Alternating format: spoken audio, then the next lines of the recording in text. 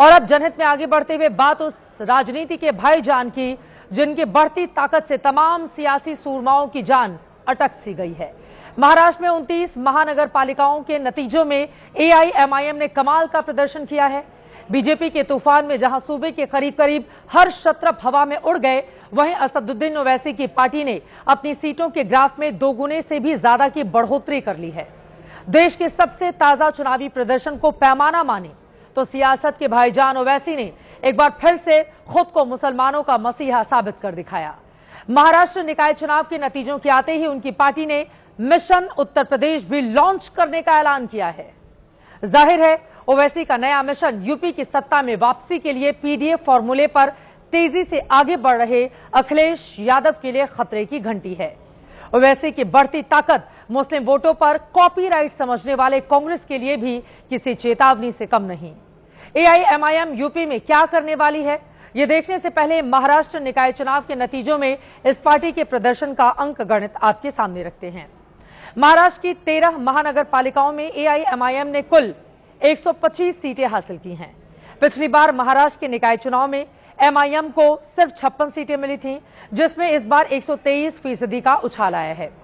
पूरे महाराष्ट्र में ओवैसी की पार्टी ने शरद पवार की पार्टी एससीपी की 36 सीटों से करीब 3.5 गुना और राज ठाकरे की पार्टी एमएनएस को मिली 13 सीटों से करीब 10 गुना ज्यादा सीटें जीती।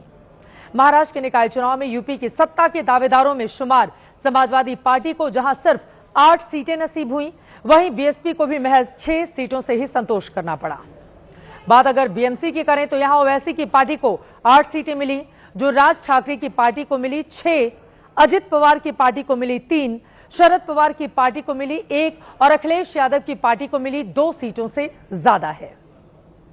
यकीनन असदुद्दीन ओवैसी की पार्टी का महाराष्ट्र महानगर पालिका चुनाव में प्रदर्शन खुद को मुसलमानों का मसीहा बताने वाले नेताओं और राजनीतिक दलों के लिए बहुत बड़ा झटका है।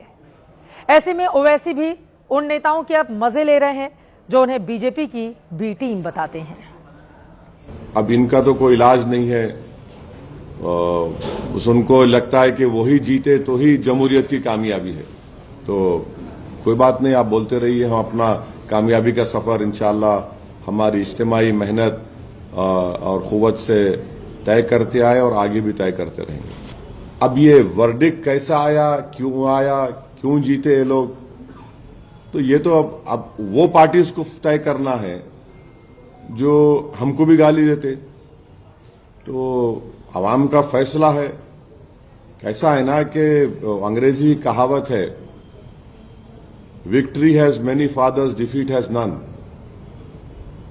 तो वो डिफीट क्यों हुई, वो बड़े जय्यद लोगों को बोलना पड़ेगा। मगर जहां तक वोटर लिस्ट थी, वोटर लिस्ट सही थी।